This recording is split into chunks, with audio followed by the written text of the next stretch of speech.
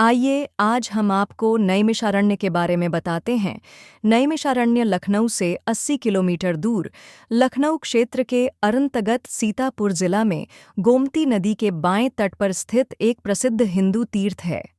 मार्कंडेय पुराण में अनेक बार इसका उल्लेख 8,800 ऋषियों की तपस्थली के रूप में आया है।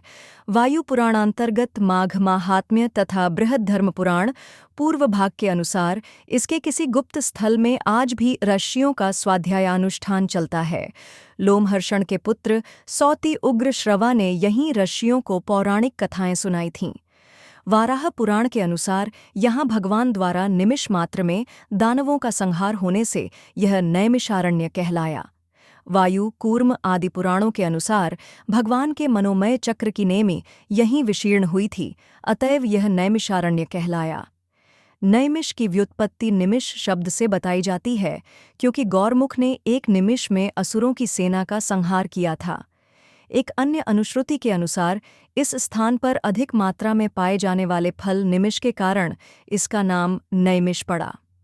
व्युत्पत्ति के विषय में तीसरा मत है कि असुरों के दलन के अवसर पर विष्णु के चक्र की निमि नैमिष में गिरी थी, किंतु दूसरे आख्यान के अनुसार जब देवताओं का दल महादेव के नेतृत्व में ब्रह्मा के पास असुरों के आतंक से पीड़ित होकर पहुंचा, तो ब्रह्मा ने अपना चक्र छोड़ा और उन्हें वह स्थान तपस्या के लिए निर्देशित किया जहां चक्र गिरे।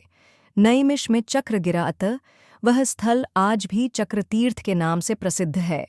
चक्रतीर्थ षटकोणीय है, व्यास 120 फुट है।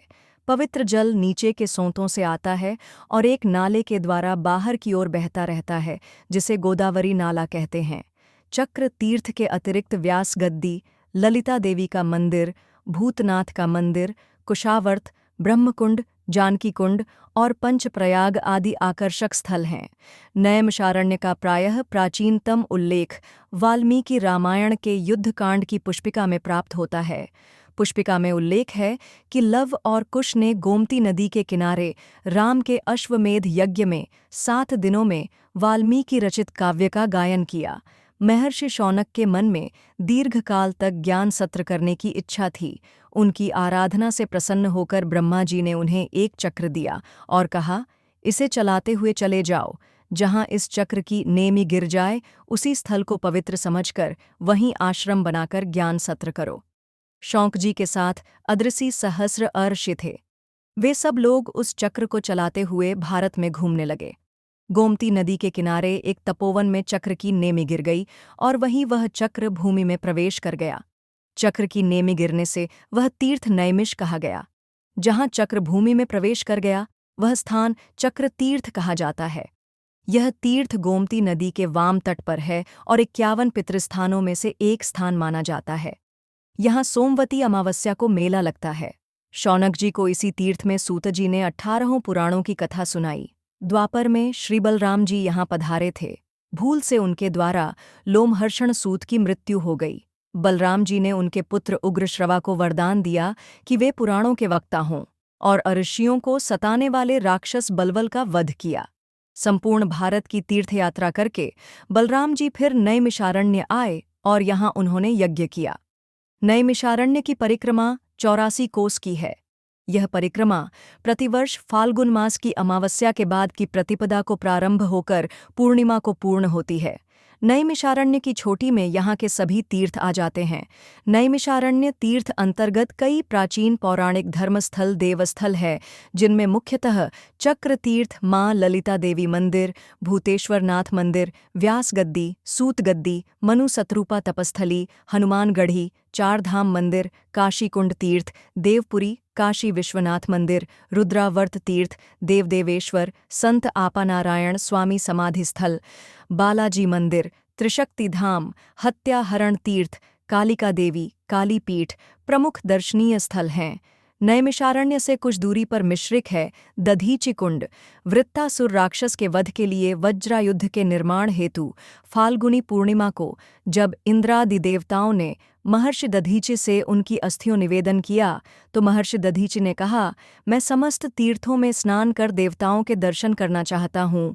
तो इंद्र ने विश्व के समस्त तीर्थों और समस्त देवताओं का आह्वान किया तो समस्त तीर्थों और पवित्र नदियों ने एक सरोवर में मिश्रण हुए महर्षि दधीचि ने स्नान किया। तब से इस कुंड का नाम दधीचि कुंड्या मिश्रित तीर्थ के नाम से जाना जाता है और समस्त देवताओं ने 84 कोस के नैमिषारण्य में अपना स्थान ग्रहण किया। दधीचि जी ने सभी देवताओं का दर्शन किया, परिक्रमा करने के बाद अपनी अस्थियों को दान में दे दिया। तब से समस्त तीर्थ 3.5 करोड़ तीर्थ एवं समस्त देवता 33 कोटि देवता नैमिषारण्य में वास करते हैं और आज भी भक्त समस्त तीर्थों और देवताओं का दर्शन 84 कोश परिक्रमा करने के लिए देश विदेश से आते हैं। नैमिषारण्य स्टेशन से लगभग 1 मील दूर चक्रतीर्थ है। यहाँ एक सरोवर है जिसका मध्य भाग गोलाकार है और उससे बराबर जल निकलता रहता है। उस मध्य के घेरे के बाहर स्नान करने का घेरा है। यहीं नैमिषारण्य का मुख्य तीर्थ है। इसके किनारे अनेक मंदिर हैं। मुख्य मंदिर भूतनाथ महादेव का है। चक्रतीर्थ का बड़ी महिमा है। एक बार 88,000 ऋषि मुनियों ने ब्रह्मा जी से निवेदन कि जगत कल्याण के लिए तपस्या हेतु विश्व में सौम्य और शांत भूमि का निर्देश करें। उस समय ब्रह्मा जी ने अपने मन से एक चक्र उत्पन्न करके ऋषियों कहा कि इस चक्र के पीछे चलकर उसका अनुकरण करो। जिस भूमि पर इस चक्र की नेमी अर्थात मध्य भाग स्वतः गिर जाए तो समझ लेना कि पृथ्वी का मध्य भाग वही है तथा विश्व की सबसे दिव्य भूमि भी वही है। इस परम पवित्र भूमि के दर्शन बिना जीव का जीवन भी कभी सफल नहीं होता। चैनल पर बने रहिए, हम आपको नई नई कहानियों के माध्यम से रोचक जानकारियाँ देते रहेंगे। चैनल को लाइक करें, सब्सक्राइब करें और शेयर करें। धन्यवाद।